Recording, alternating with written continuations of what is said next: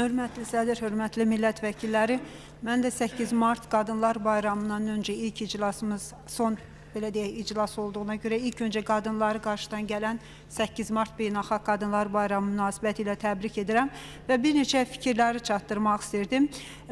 Bizə bir xeyli müraciətlər olur, hörmətli Oqtay müəllim, Qarabağ müharibəsi əlilləri tərəfindən və nəzərə alsaq ki, ölkəmizin prezidenti, cənab prezident də daim Dağlıq Qarabağ müharibəsi əlillərinə, onların həyat şəraitinin yaxşılaşdırılmasına diqqət göstərir.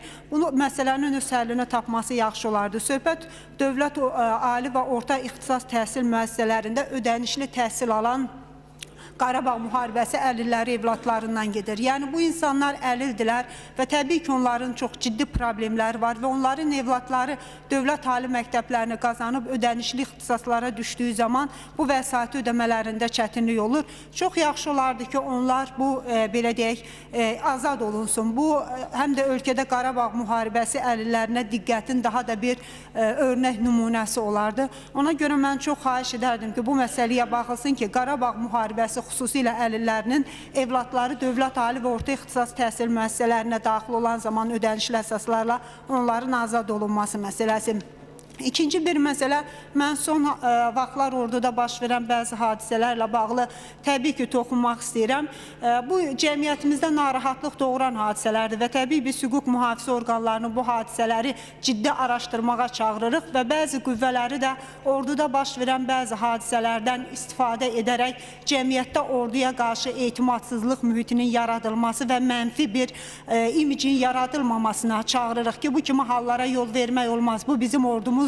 Amma orduda baş verən hadisələr də ciddi araşdırılmalıdır. Əgər intihardırsa, intihar hadisəsinin özü də ciddi araşdırılmalıdır ki, nədir bu intiharlara səbəblər?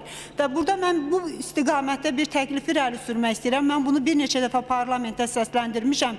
Biz hamımız, Sovet, mən orta məktəb oxuduğum illəri xatırlayıram. Sovet İttifaqının zamanı idi o zaman. Amma biz orta məktəblərdə hərbi dərsləri ən yüksək səviyyədə keçirdik. Silahlardan istifadəni öyrənirdik və orduya gedən gənclər çox orduya yüksək səviyyədə həm silahları tanımaq, silahla davranmaq, psixoloji hazırlıq çox yüksək səviyyədə gedirdilər. Bugün məktəblərimizdə hərbi dərslər çox aşağı səviyyədədir və bizim Müdafiə Nazirliyi və Təhsil Nazirliyi məktəblərimizdə hərbi dərslərin səviyyəsinə çox ciddi şəkildə artırmalıyıq ki, xüsusilə orduya gedən gənclərin çoxu orta məktəbləri bitirərək gedirlər ki, orduya hazırlıqlı şəkildə silahları bilmək, onunla davranmaq, psixoloji hazırlıq, bunlar çox önəmlidir ki, bu istiqamətdə işlərimizi artırmağa çox ciddi ehtiyac var. Bu məsələdə də parlamentin özü rolundur.